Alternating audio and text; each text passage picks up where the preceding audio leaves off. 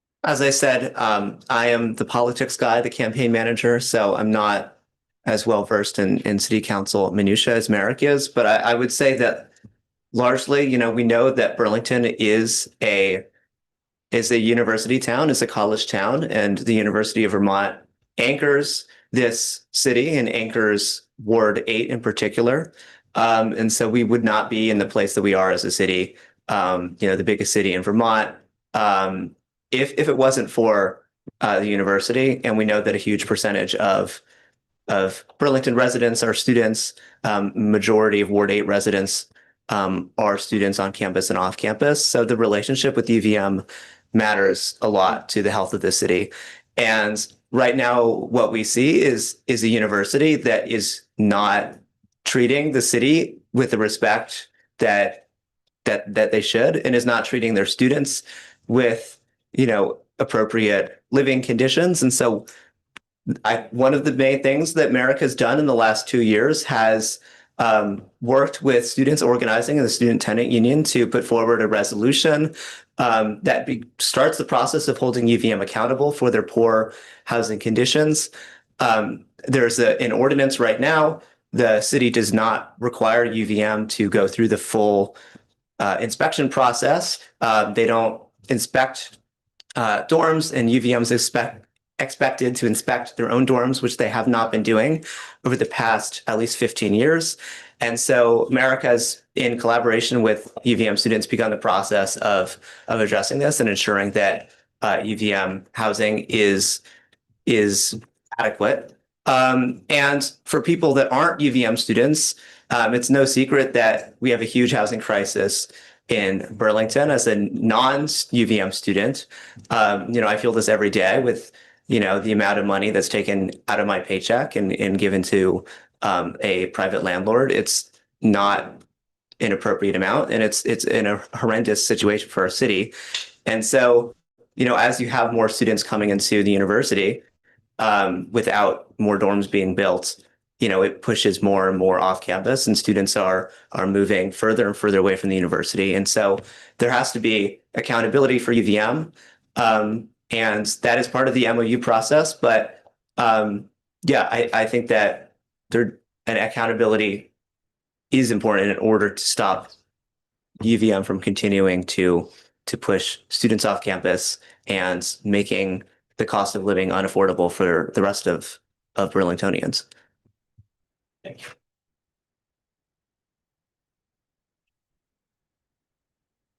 Hello. Well, thanks to both candidates for running. We always win at the voting booth when we get to have a decision and actually have a dialogue around things of having a choice to make. I think my question is around kind of, we have sometimes you see a lot in the press that we have very segmented politics between party lines. And I'm very curious of, I guess, on Merrick's side of a vote that he disagreed with the majority of his party on, and he went against it. And then Ryan, for you, about a vote recently that the Democrats were for that you would have actually voted against, or vice versa. If they were voting no and you would have voted yes, for example. Yeah. Thank you. Yeah. So the biggest thing has been the effort to privatize recycling in Burlington. This was something that the mayor's administration initially put forward, that had support from members of both parties originally. But privatizing recycling will likely lead to more costs for residents. And so Merrick was at first the sole counselor to oppose privatization of recycling. And so a wider coalition has been built up about that. But that is an area where Merrick has put Ward 8 residents first and has not been afraid to go against the party and the administration when, people's money and the cost of living is on the line. My apologies, I don't have a vote specific that, off the top of my head. I'm sure I could do some research and get an answer back to you. But I think it's more important that the council figures out a way to work better together and collaborate to be more efficient in the business it does. I think too often we see, rocks being thrown in the room upstairs, and, that's just not how I want to conduct business. So I'd be happy to follow up on a vote. I'm sure I could find one, but I just don't have a specific answer for you. Thank you.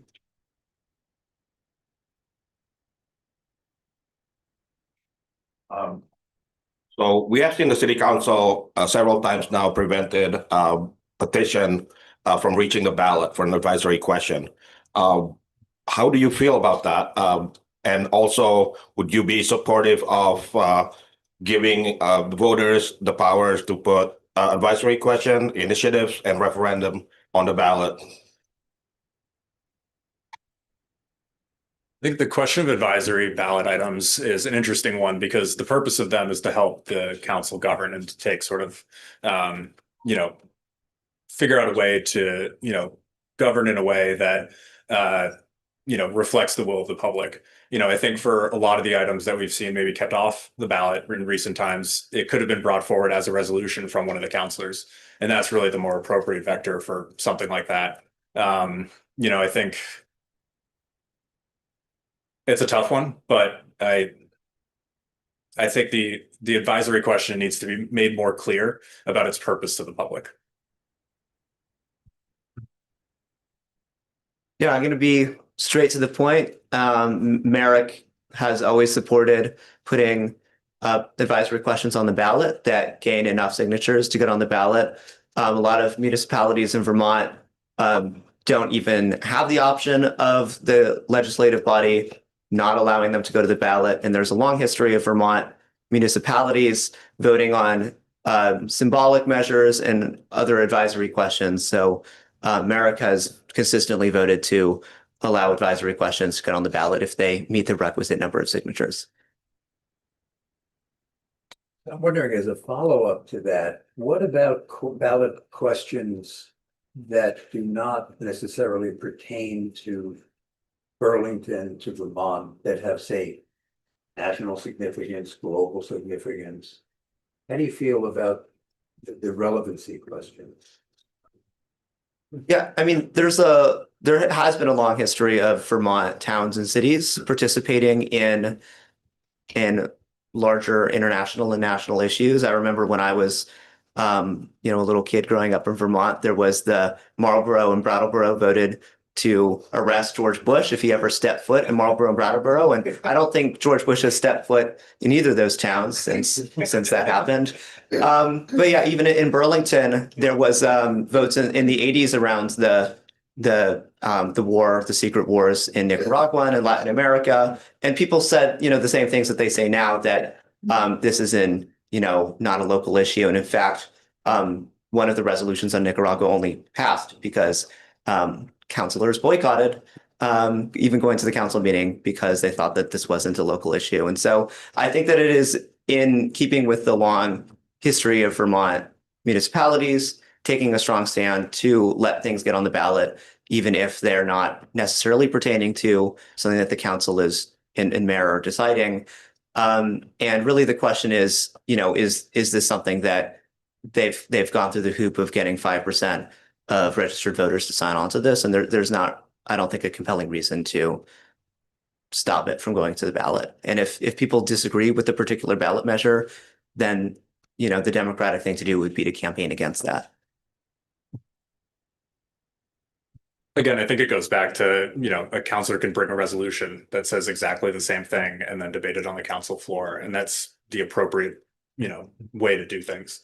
Advisory questions are supposed to tell you how to govern. It's, making a statement, belongs as a resolution on the council floor and passed by our elected representatives after, thoughtful and thorough debate. Second question of my part is still not answered by either of you. So would you be in favor of Burlington voters getting the power to put initiative or referendum on the ballot? That's a proposal to enact or to repeal existing ordinance binding vote. In favor of that?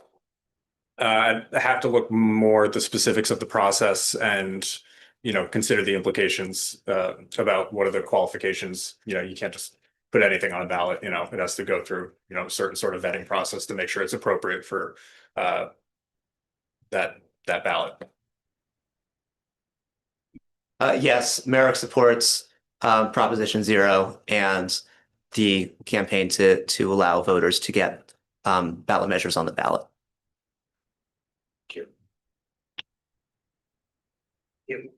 We have some questions from people, I think, zooming into the meeting.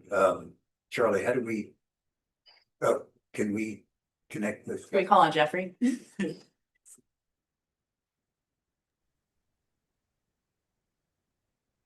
Sorry, did I get called on or? Yes. Okay, great. So I live in Ward 3, as I said earlier. I grew up in Burlington, and housing affordability is really top of mind. I've lived in bigger cities across the country, and when I moved back to Burlington a couple of years ago, I was met with rent prices that compare to some of the most expensive cities in America, with an earning potential that's about half as much. So the math doesn't really math, and I'd love to get more specificity from both campaigns on how they're going to advance a pro-housing agenda, while also making sure that those new housing units are affordable for the incomes people working in Burlington actually make. Thanks. So housing and housing affordability has been the centerpiece of Merrick's campaign. Going door to door, talking to every voter in Ward 8, every resident in Ward 8, it's the number one thing on people's mind. And so Merrick's platform focuses very strongly on housing. And so the things that we've been talking about have been fully moving forward with the neighborhood codes, that we can build enough housing in the city to actually meet the demands, but not just relying on the same housing market that got us into this mess in the first place. And so we've been looking at rent stabilization, at capping the amount that rent can go up year to year. This is a policy that would either need to be a charter change or a state statute granting that power to municipalities, and that's something that the council in the city can fight for. As well as one of the things that happened in the last year has been the council passed a resolution committing to add more money to the city's housing trust fund. And so if that is seen in the budget, that would be more money that would go to permanently affordable housing that's taken out of the housing market, that is decommodified and affordable for all tenants. And so, yeah, this has been definitely the thing that we've been hearing the most on the doors is, what are you going to do about our rents? And yeah, we can't just rely on the same tools that we've been using for the last 20 years that have gotten into this housing crisis. And so looking at all of these solutions, if you want to learn more about Merrick's housing priorities, I recommend that you look at Merrick, MAREKBTV.com. It talks in more detail about things like continuing rezoning of places like the Burlington Country Club, and more things that I can talk about right now. Thanks for the question. I think if this race had a bingo card, cost of housing would be the free space. It's the most pressing common issue that we see and have seen for the past decade plus in the city of Burlington. As I mentioned before, I've seen far too many of my friends be priced out of the city or just not have any housing available to move into. And that's been really upsetting to see on a personal level. As someone who has redeveloped an old office building into new housing units, I've seen very closely how permit reform is so desperately needed in the city. We make it far too difficult to build and develop and renovate, and the hoops you have to jump through and the red tape you have to go through just adds cost to a project, which ultimately results in higher rents for renters. So I think, continuing the good work of the neighborhood code is great, but we need to move further and faster with permit reform, and as well as looking at our inclusionary zoning ordinance, which I know is coming before the Planning Commission and the council, to figure out how to make sure that that policy is actually resulting in more inclusionary zoning units being built in the city. Because right now I think the policy actually works against itself and limits the amount of affordable units that can be built. We have another question online. Maddie, did you have a question?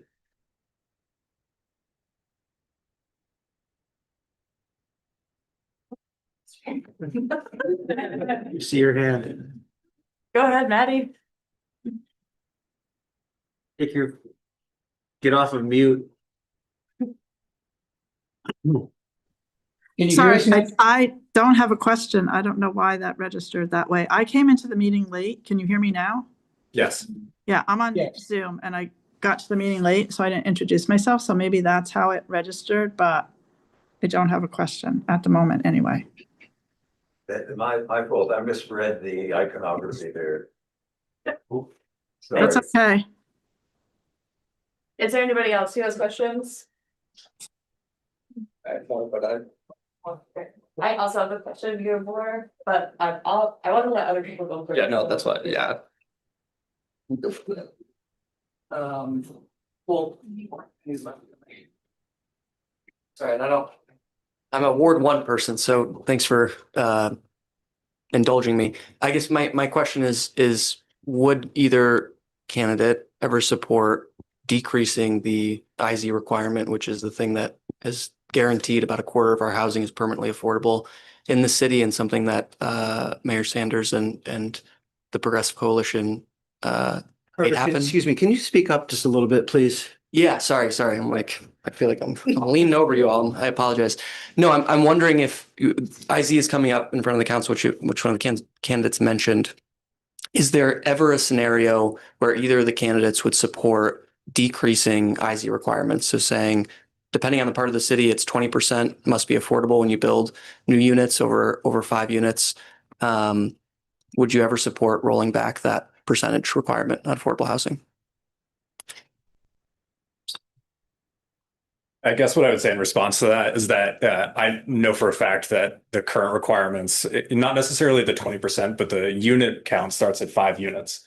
And I know far too many property owners who can't make a pencil at that cost, or the other units would have to be so sky high rents that it wouldn't make sense and, would be unfair to those tenants. And so I would maybe disagree with lowering the percentage, but we just need to examine the policy and figure out what's preventing more affordable housing units from being built in the city. Merrick supports the current inclusionary zoning rules. We have a tremendous affordability crisis in the city, and so lowering the amount of housing that's required to be permanently affordable would be a big mistake if we're trying to fight an affordability crisis. Mila, did you want to go?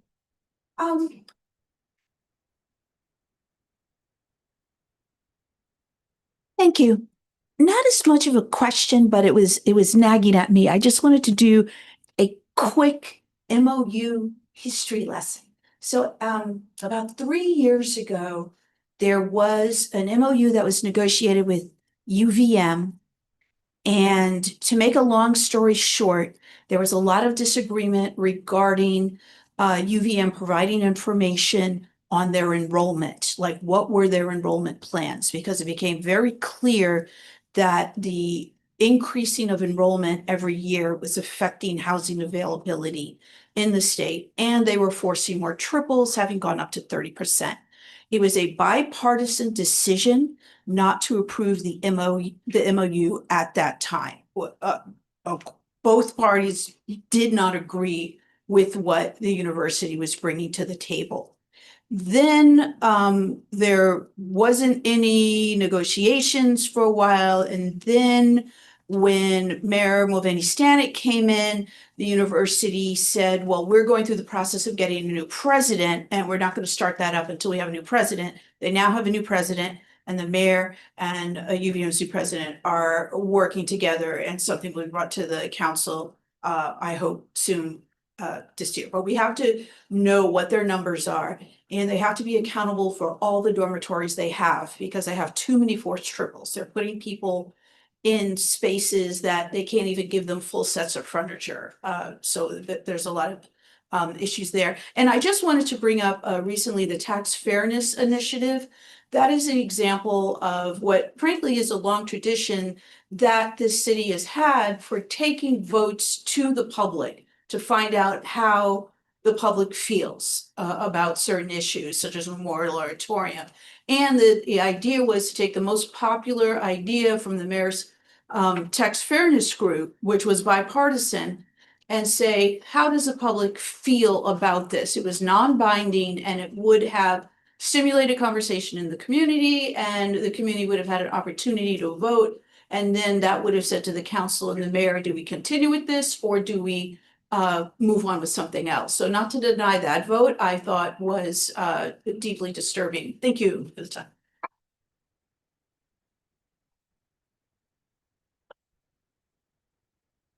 I have a question. Cool, so, and this might be one that's hard for you to answer, Adam, I don't know. Maybe. Yeah, so I guess you'd ask, like, who do you see yourself kind of like in the lineage of? Like, who are you learning from? Like, as you're moving through the world, both in terms of like small P politics, like where you shop and what you eat and all those things, but also like big P politics, like, you know, votes and how you feel about policy. Like, who's shaped your political analysis and like your, yeah, I guess your like framework for how you're moving through the world. Does that make sense? I think so. You're like, you're learning lineage.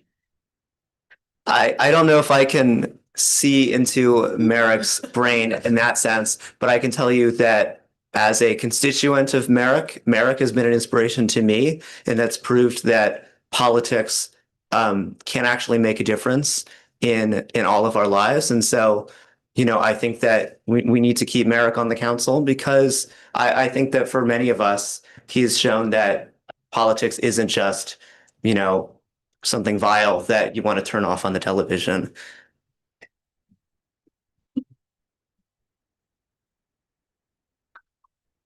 I guess I would have to actually say Councilor Ali Schachner. I mean, I've known Ali for a while, but you know, just the way she's shown up, both for our community and for me, has been really incredible, especially in this campaign. My cheerleader and therapist, often both at the same time. And so, you know, I just really enjoy how she approaches her work on the council and collaborating with other councilors. Any other questions? I'd just like to ask a question about parking. As we increase housing in Ward 8 and other wards, parking is going to become more and more of an issue. I don't know that there's anything that we can do about it, but do you have any ideas? We live in a house with a garage and a very short parking space, and we are constantly looking for parking in the neighborhood, but because we live right across the street from the YMCA, parking is in short supply. And I know all of my neighbors have similar challenges. Yeah, I think Ward 8 is probably the most parking constrained, maybe Ward 3 in sections, but particularly with the Y, I mean, I don't know how you do it day to day, God bless you. But I think we need to look at improving infrastructure around town so that you don't need a car. I'm fortunate enough that I get to walk to work every day, which is really nice. But you know, as we increase the housing, we need to make sure that people can live and work in the same place, and that they don't necessarily need to have a car. Unfortunately, the realities of a rural state like Vermont is that oftentimes you do need at least access to a car. So we need to, you know, increase public transit availability and car share programs and bike infrastructure, but also look at on-street permitting to make sure that people that are parking there, you know, live nearby and are actually using the parking appropriately, as opposed to just, I've seen a couple of cars just kind of sit around for a while and I'm like, what's going on there? So I think as long as people are parking where they should be parking, that can help alleviate the problem. But, you know, it's going to be a challenge moving forward as we add density and house, you know, more residents. I certainly understand the struggles of parking in Ward 8. I live in a 3-person apartment that has 1 parking spot, and so the other 2 of us have to figure out every day who's gonna where's an available parking spot on the street. I think that really we need to move to being a city where you don't need to get in your car and drive somewhere every time you need to get somewhere, and then try to find a new parking spot. Moving towards being a fully walkable and bikeable city, but also investing in our public transportation so that you can get to other parts of Burlington and our neighboring cities I work in South Burlington. It's just a little bit too far for me to walk. And unfortunately, I don't usually want to bike in the snow. If I could reliably take the bus, it would relieve a lot of stress on me for finding places to park, which is why Merrick believes that we need to fully invest in our public transportation system regionally with Green Mountain Transit. I wasn't necessarily gonna ask a question. This is the fellow counselors in the room who spoke. I do have a question. Which is that, you know, there, and a lot of what's come up tonight and a lot of what we face on the council and the challenges facing Burlington do need to be addressed at the regional or state level, right? Like there's a lot that we just don't have the control over that we wish we did. With GMT funding being a great example, some of the housing stuff, even charter changes get backlogged in the legislature. And so, you know, some of the tenants' rights stuff that we talk about, just cause eviction is sitting in Montpelier. So I think a lot about what can we do, to your point, Ryan, we've got a 5-alarm fire happening out in front of our eyes nearly every day in the city in many ways. And what can we do that's in our control, that's immediate? And I think a lot about how when we balance the city budget, we have property taxes and then we have like gross receipts and things from the commercial side that when we see a reduction in gross receipts, which we've seen year over year in recent years in double-digit percentages, that means that when costs are increasing for the city, some in our control, some not in our control, that we keep having to consider raising property taxes and putting more on homeowners and renters to pay the, you know, to balance the city's budget. So there's this dance all the time between trying to keep our business community healthy and also trying as a way to immediately address affordability concerns while also having real affordability and housing concerns that we need to be addressing as well.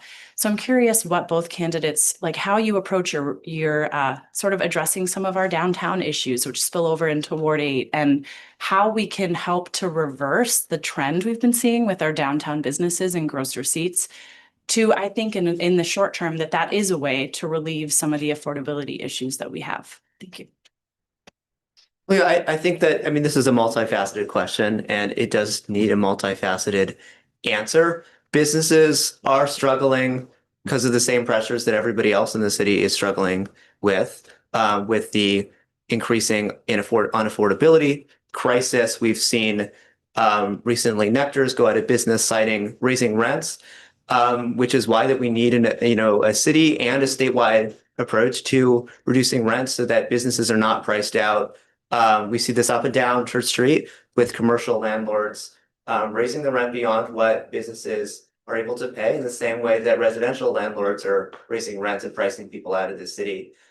In terms of, you know, the struggles that people are going through on the streets of Burlington, we need to fully stand up the OPC and make sure that people get the overdose prevention center, ensure that people are getting the proper treatment and healthcare that they need. Because, you know, we can't have people overdosing on the streets and we can't have people sleeping on the streets either, which is why we need to address our housing crisis and make sure that people have a place to sleep every night. It's not really a crisis that is affecting, you know, businesses in a way that's different than the way that it's affecting all of us. And this has to be a multi-pronged approach on both the city and statewide levels, working with partners in the state legislature to make sure that all our crises are resolved in an equitable way and that people have what they need to survive, because people are not able to be shopping at our downtown businesses if they are paying half of their income in rents. And so we need an approach that takes all this into account. Thanks for the question. I think we need to work much closer with our state partners to figure out funding sources for mental health and drug treatment. You know, we cannot do this on our own as a city. You know, I serve on the Chamber of Commerce's Regional Affairs Committee, and we constantly talk about how Chittenden County is playing hot potato with all of our issues, just kicking, you know, a lot of them, you know, Burlington is receiving a lot of those hot potatoes from neighboring communities. And so we need to work, you know, with our state representatives, our state senators, and, you know, the governor's administration to figure out how to develop a regional approach to this. You know, oftentimes Burlington gets siloed and Burlington's problems are Burlington's fault, but like that's not really true. And we just need to be more mindful about the impact, not just to Burlington, but the region as well, and the state for that matter. In terms of downtown businesses, I see far too many of them leaving town and moving to South Burlington or Williston or Colchester or Winooski. And it's really disappointing because I think, being able to work downtown is such an incredible experience. Like I don't want to work in an office park in South Burlington. That's not, strikes me as enjoyable at all. And so, we need to figure out a way to bring sort of the office workers back downtown, make sure an establishment like Nectar's can survive and thrive in this town as it had for, Christ, 40 plus years. And so I think, we need to rethink how we're advertising downtown, the perception. The tough part about businesses, more retail than office, but it's not so much that we've lost the Canadian traffic, which we have, which is terrible. It's not so much that we've lost, Boston or New York or tourism traffic necessarily, is that we lost Chittenden County. And that was devastating because people don't want to come downtown anymore. And so we need to get Chittenden County back and people excited and invigorated about our downtown. To bring our city back and, ultimately pay those taxes that will reduce the burden on renters and homeowners. I think it starts there and hopefully we can, run the ball forward.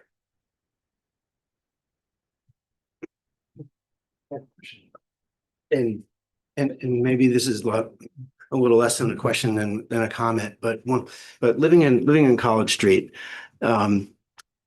what's interesting is that when there's student vacations or when semesters are over, I notice how clear the streets are.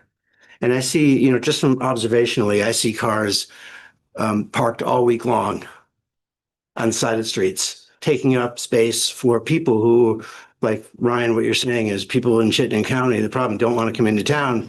And it's as simple as a comment say, I can't find parking. I mean, my mother-in-law doesn't want to come into town. She lives in the North End, and she doesn't want to drive into town because she can't find parking, and it's very difficult. And so I suppose, interestingly enough, and I've had this little bit of an issue in my own head, and maybe I'm off base on this, but isn't there an opportunity to work with UVM to talk about the practice of students having cars in town and what the rules are? So do either of you see an opportunity to work with the university to work out an agreement about cars in town? Because there's a multitude of student cars in town that just don't move all week long, even for the matter, not even in the weekends either. And so it just seems a bit like an ignored problem. And I'm just wondering if that is an opportunity or is that something that's just a dead end? I mean, I think it goes back to, rethinking how we do parking permits in town. The streets are public spaces and they're for public use. And so if someone's using it as a place to stash their car for a week or more, that's not really an appropriate use of, a public asset. So, can we partner with the university? I mean, if there's anyone who shouldn't need a car in town, it's a student. They're famously living close to where they need to go. So, can we compel the university to make them park on campus? That might be, a tricky sell, but might be part of a negotiation with the UVM. But, ultimately we need to make the parking work for everyone. Not necessarily on College Street, but, due to the state of our downtown, I would joke with people, not your mother specifically, but people like her that, thankfully, you don't need to worry about parking downtown because no one's coming down anymore. And so there's plenty of parking available and, you don't need a reservation at any restaurant. Well, I'm optimistic, Ryan. Yes, I am too. Come on. I mean, one important thing is that we shouldn't be a city where you have to take your car from one part of the city to the other part of the city in order to go downtown and visit our businesses. We should have a fully funded public transportation system. In terms of working with UVM, I would recommend you reach out to Merrick directly. I don't really have an answer for that, but yeah, we do need to become a city where we put people first and not, be as car centric as you have to be in a place that doesn't fully fund public transportation.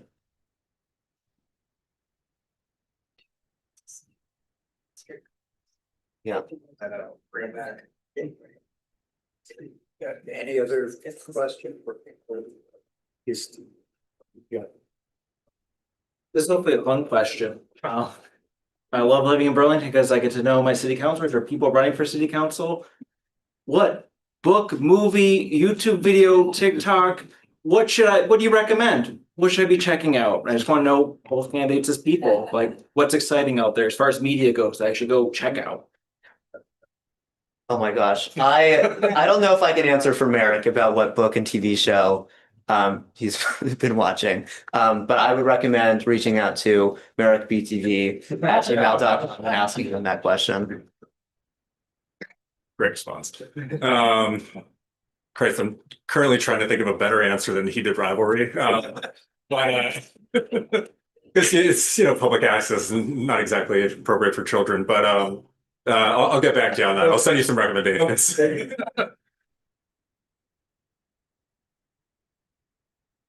We have 3 minutes left on this part of the agenda. Do we want to give folks like a 1 minute wrap up? Yeah, I was gonna say a closing statement. No, you guys have your polls. No.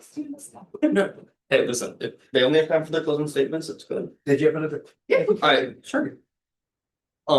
Okay, so we've talked a lot about housing and these other issues, which a lot of students share. I want to talk about one other issue that is surprisingly high among students, and that is food insecurity. So I'm just wondering if any of you have any policy ideas or any ideas how we can combat the problem. Certainly. I think, we need to work with our community partners in mutual aid and figure out how to get everyone, fed when they need to be fed. No one should go hungry in our community. It strikes me now that the Salvation Army is an unbelievably underutilized asset in our community. They have a building purpose-built for serving hot meals to the public. And right now, I don't think we're using it nearly to the extent that it should be. Finding ways of getting people the food that they need and, the appropriate venues and ways and in a way that works for the community as a whole, is certainly an incredible issue for our community.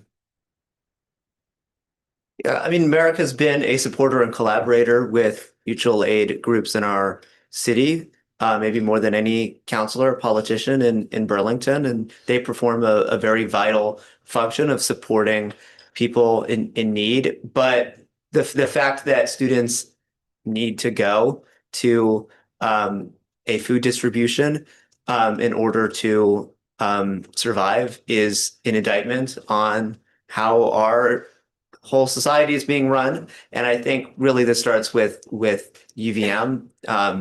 A university should not be able to just allow students to show up and pay ungodly amounts in tuition and then go hungry.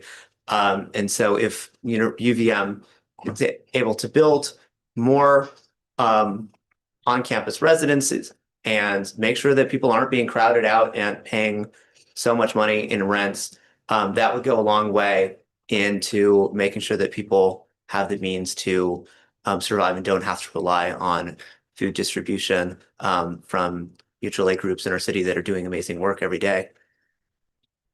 Thank you for a wonderful forum, both of you. Thanks very much. Do you want to make a closing statement and then we'll move on to the. I mean, you heard me gave Merrick's statements. I think Merrick has been an inspiration to me as a counselor. 2 years ago when he first ran for council, I was in a pretty bad mental space when it came to politics and Burlington politics. And I told him that I thought it was a bad idea for him to run because I didn't think that he could make a difference in that way. And I was wrong.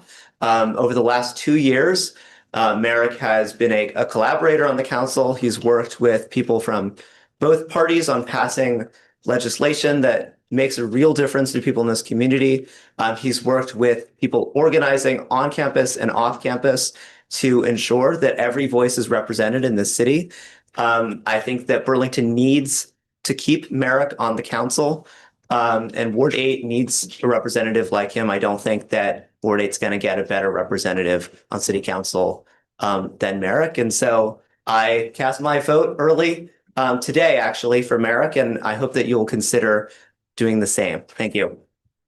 So then say we represent what office you're Yes, my name is Adam Franz. I'm representing Merrick Broderick. I'm not running for any office, but I'm Merrick's campaign manager. Thank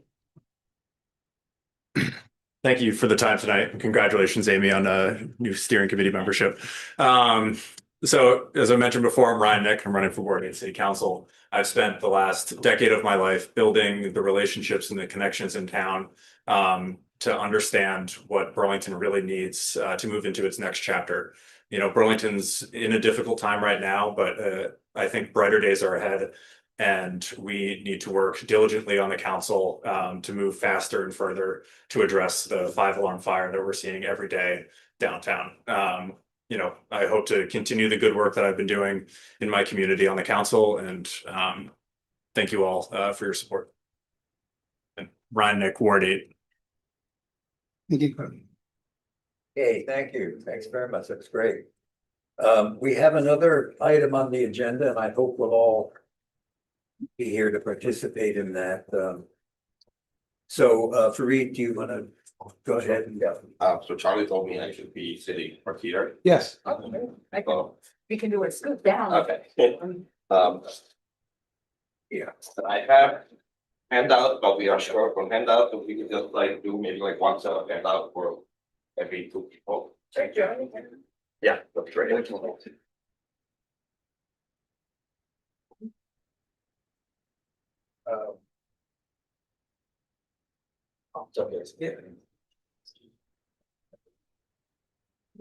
Good, Charlie. Thank you. Thank you for having me tonight. My name is Fareed Narsha. I'm a resident of Ward 5 in Burlington. I am here on behalf of the Proposition Zero campaign. Proposition Zero is a proposal for a charter amendment. And unlike advisory questions or any other ballot petition, charter amendment proposals have to be brought to voters, whether they are initiated through petition or by city council. So that's what Proposition Zero is. And it basically is, we think of it as the missing part of our municipal charter. A charter document is kind of like the constitution of a municipality.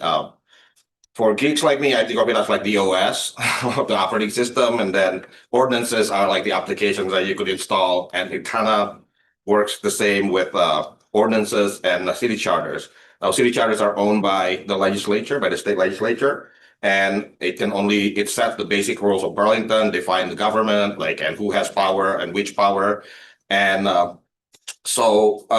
and everything that any change that needs to be performed, it has to be approved by the legislature. So Proposition Zero basically adds additional powers to the voters. Why are we consider it a missing portion of the Burlington municipalities is because if you look at every municipal charter in Vermont, they basically have the same or similar section called Powers of the People, and Burlington is the only one that is missing that section. And in the handouts that I gave out there, you can see that in most municipalities in Vermont, there is a minimum requirement, there's a threshold for how many petitions are required before they get included in as a ballot question. And this reflects Vermont's longtime tradition of town hall style democracy, where where people usually literally go into the town hall and people will debate and argue, put proposals to be voted on by the whole town.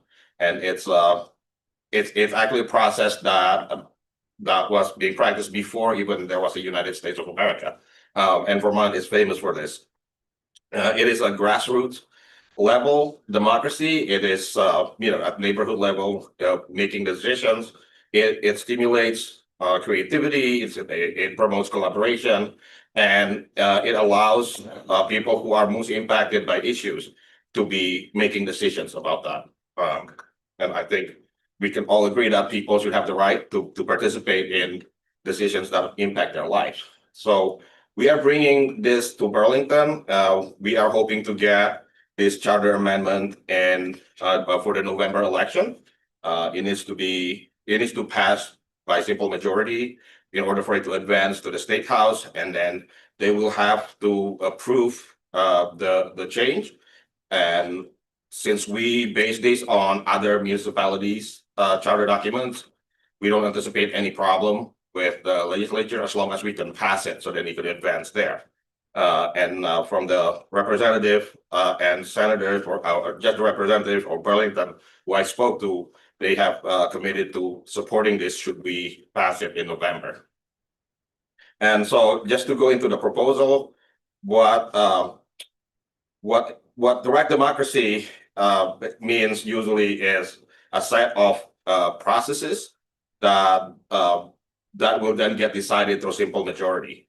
So, for example, the school budget, that's a process that's directly democratic. We get to choose whether or not we approve the school budget. Electing representative, actually electing city councilors, that's also direct democracy because we directly elect the person. So we want to extend that process so that there is 3 additional tools that are given to Burlington voters. And the first one is the ability to place advisory question on the ballot. And this is a non-binding question, basically to gauge public opinion, or like a temp check, if you will. It's very common in setting, in informing our lawmakers on where the public stand on any issue. And the next power that we want to grant to Burlington voters is the binding initiative. And this is where voters can place a proposal on the ballot to be enacted as an ordinance. Now, in order to get to the ballot, like the minimum requirement is 5% of all the eligible voters in Burlington, which works out in our case to be like 1,800 or 1,900 voters. So any petition has to be signed by at least this many people before it gets on the ballot. And the last power that we are proposing to be granted to Burlington voters is the power of referendum. And this is when voters actually force a reconsideration of an existing ordinance. So say, the city council passed something that we feel are unpopular. I'm sure we could think of a few things that when that has happened. So voters have 45 days to challenge that and put that to a citywide vote. Now, other municipalities, as you can see in the handout, they have a 4th power, which is to recall an existing, a sitting elected official. This is the case for maybe 4 or 5 Vermont municipalities, and it has been proposed for Burlington before, but we are not pursuing that at this point. So as long as if the language of the proposal of the charter amendment is fit in one page, and that's the whole language. It will also be available at the city clerk once we submit our petition. And so basically, once let me just take you step by step through the process. So a petition needs the signatures of 5% of all eligible voters. Once that is achieved, they can submit it to the city clerk, who will verify that it is indeed meets the requirement.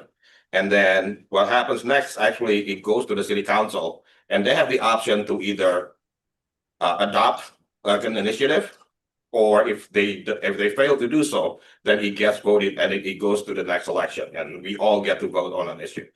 As far as like the referendum, it's the same steps. You go to the city council, and then they have the option to either reconsider the ordinance they passed, or if they fail to do that, then it will be on a citywide vote for the next election. So the whole addition to the chapter that we are looking for, if you can see the language there in the handout. And should we pass this in November, it could become law as early as March of next year, which we'll hope would be the case. Thank you very much. Any question? Is this different from what we voted on in 2023? It's very similar. Okay. Yeah. It's very similar, but we are looking to actually have this on the November election because we want a bigger turnout. And honestly, we didn't really get to campaign because there was another issue on the ballot that was taking up all our energies before. I think this was question 8 on that ballot, and then question 7 was the police police oversight. Question. Yes. What? This is the first I was hearing that there was a fourth thing that you opted not to include. Was there a reason for that, though, not recalling? The recall? Yeah. We just I'm not sure, actually, like when we were doing this the last time around, we tried to include recall, but I don't it was a different, we feel like for Burlington, because our city councils are on like 2-year term, right? So like having a recall for like on such short period doesn't really make sense, since you could always wait the next year to do if you really don't like somebody. The proposal that was being circulated actually by Joan Shannon a few years ago was for a mayoral recall. And we looked at the language, but we didn't have enough time to properly analyze it and see if that would work for us. So yeah, other towns have them. I'm sure there are like histories that lead to this being on the book, and you can see actually the percentage required is much higher. So for Milton, for example, I think you need like 25% of the voters instead of the 5%. So I just feel like recall is like a lot more serious. It requires a lot more serious thought than proposals for ordinance, because we're talking about people here. So.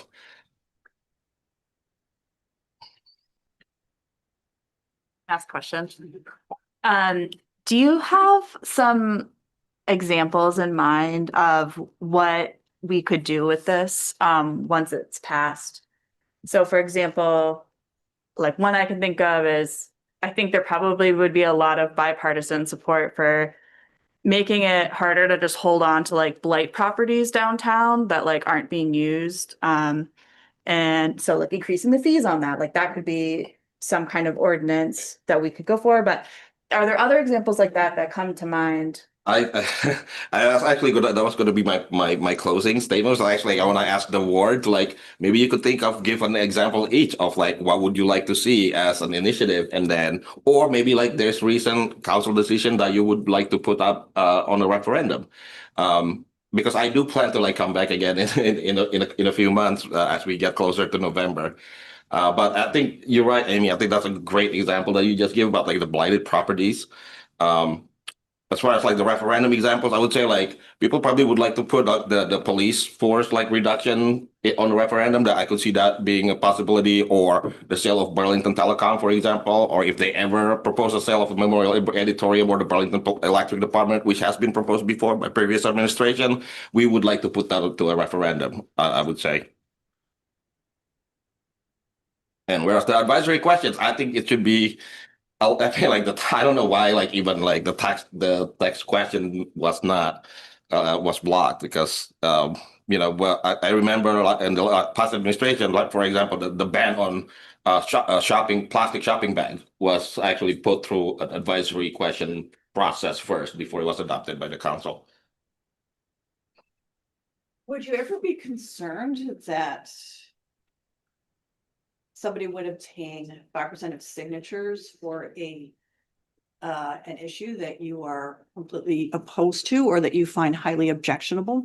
You might want to rely on your city council. Yeah, so I mean, in theory, like so in theory, like people always bring up California, like what about it's going to be like California, right? And where people like actually big companies could like buy signatures basically.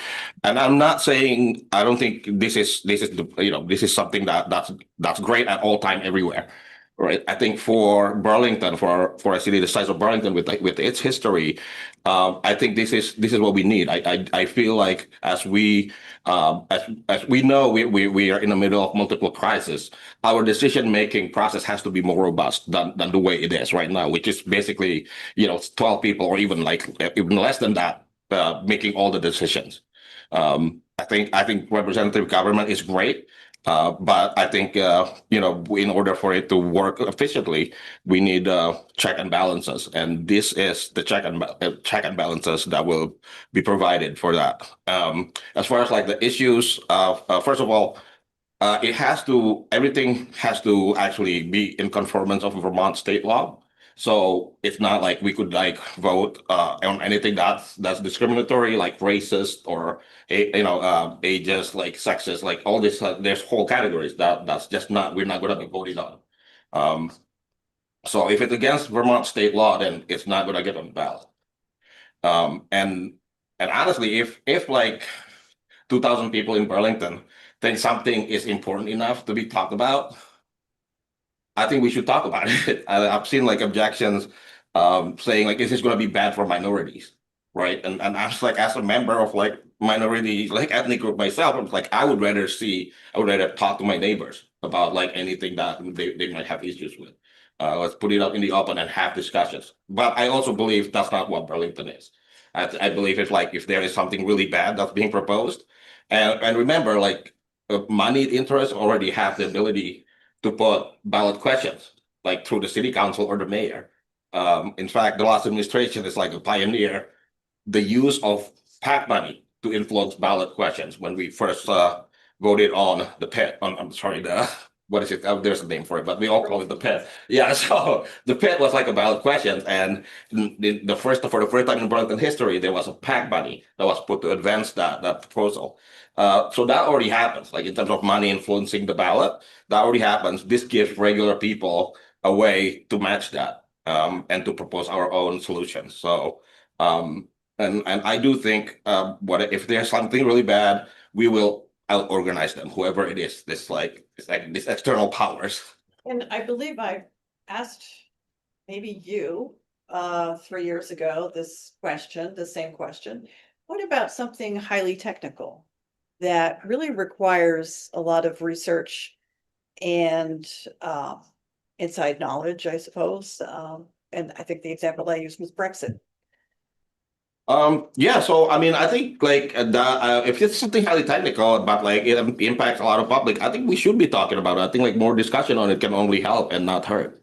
And also, it's no easy task to get 2,000 signatures. And speaking of which, like if you support this, please let us fill out the petition form behind the language if you have the handout. So I don't think it's an easy task to get 2,000 signatures. It is low enough barrier to become accessible to most voters, but it's also high enough like barrier to like for any trivial thing to be proposed. If it's like something really technical, I can't really think of. You said Brexit. Yeah. Put to the voters of the UK. Yeah. People might argue it was. And like I said, it's like I don't think direct democracy is the solution for like everything everywhere at all times. Like I just think this is something that Burlington could use. So I don't know. It's like maybe Ward 8 wanna secede from Burlington or something. I don't know. Like I don't know what the equivalent would be like. For Vermont, it was Skillington voting to secede from Vermont a few years ago, and like they can actually have New Hampshire.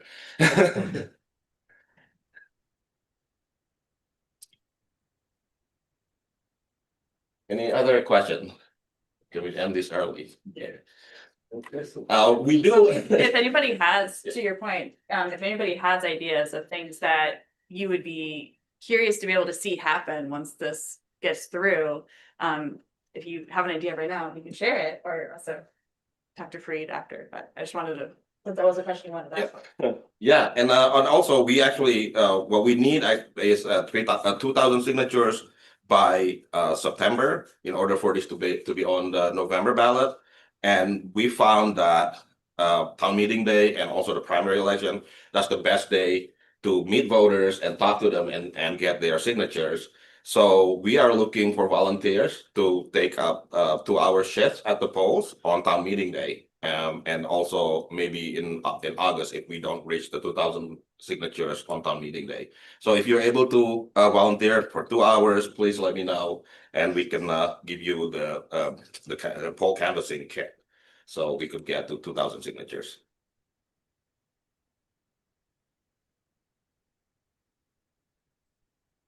I have two ideas that I'll just share. I would love to see participatory budgeting in some way, and I feel like this could be an avenue to that. I would also love to see the use of citizen assemblies on various like complex topics. And I also could see this being an avenue to that I think is really interesting. Can you talk more about a citizen assembly? Yeah, so okay, we have fertile grounds here in Burlington. For people who remember the photo of Bernie Sanders when he wins his campaign and he has like his arm up, the person holding his arm up who's his campaign manager is Terry Bouricius. So Terry Bouricius became the, I believe if I'm recounting history wrong, people sing out, but from what I know, Terry Bouricius was one of the founders of the Progressive Party, has served on city council, but also served in the state legislature, and then kind of later went on to be like, cool representative politics, but I'm also very interested in like direct democracy, and became really like a scholar in what's called sortition, and has actually been like an international expert on this. Like people have been doing citizen assemblies around the world on different topics based off of his writing, and he's like here in Burlington. And I think as of last I knew, there'd only been like 4 in the US, but they're using them like in France and in Ireland to talk about issues like abortion and things like that. So the concept of it is like, if you go back in time, when we talk about what we think of as democracy, we always associate that with elections, but actually kind of more like jury duty, like pulling in folks who are representative sampling and bringing them together and putting them in a room and exposing them to a bunch of expertise and information, and then having them come to an advisory decision about something can be really powerful. And that's the concept of what a citizen assembly is. So they've used these in different ways in the US so far, but one, for example, like in Portland, they've done citizen assemblies where they brought together people to learn about all the different issues that are on the ballot, and then put together like their advisory proposals for how people should vote. And I think there was another one, like, I want to say like Southern California, about how they should use like a piece of land that they had come into, and like what should the city do with it. I could be recounting that wrong, but you can Google this if you look up Terry Bouricius or citizen assemblies. But yeah, it's another option. And I'll just respond and say, I love those ideas, and I don't think, like, happy to talk offline about not even needing to wait for a charter change to make it through Montpelier potentially to like think about some of that stuff. I think participatory budgeting in general, when we face such a tough budget year like we do this year, is critical, and that we should be having these discussions like in our NPA meetings and holding public forums for thinking about like, when we're facing real cuts, like what are some of the essential services that we see as a city, and what are areas where we feel like being able to partner or leverage our resources differently would actually be something that the citizenry would support in the face of such like it, so I would just say, feel free to follow up offline. Yeah. Even if, yes, that could be an interesting application, but also online too. Yeah, I think the people, at least in this campaign, like behind this campaign, we like really believe in increasing participation, because that's what democracy is all about. We do think like things such as the NPA. I mean, the NPA was like a lot more powerful back in the day. It was like Bernie kind of used the NPAs to pass through his policy when he met resistance from the Council of Aldermen back in the day, because it worked because it's very local. Like I think our neighbors know best about what the neighborhood challenges are that we're facing, and chances are they probably have some ideas. Like they probably could come up with better ideas than somebody who's like a couple of steps removed from the issue. So participatory budgeting, like the citizens assemblies, I think maybe Brattleboro actually has this on a permanent basis. We should look into that. So I think that's all great, and I do back to like the principle that people should have the right to participate in decisions that impact their life is like our guiding principle here.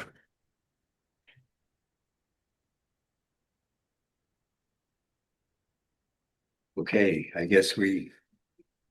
Yeah, I think early. There is fruit salad, by the way. Please help yourselves.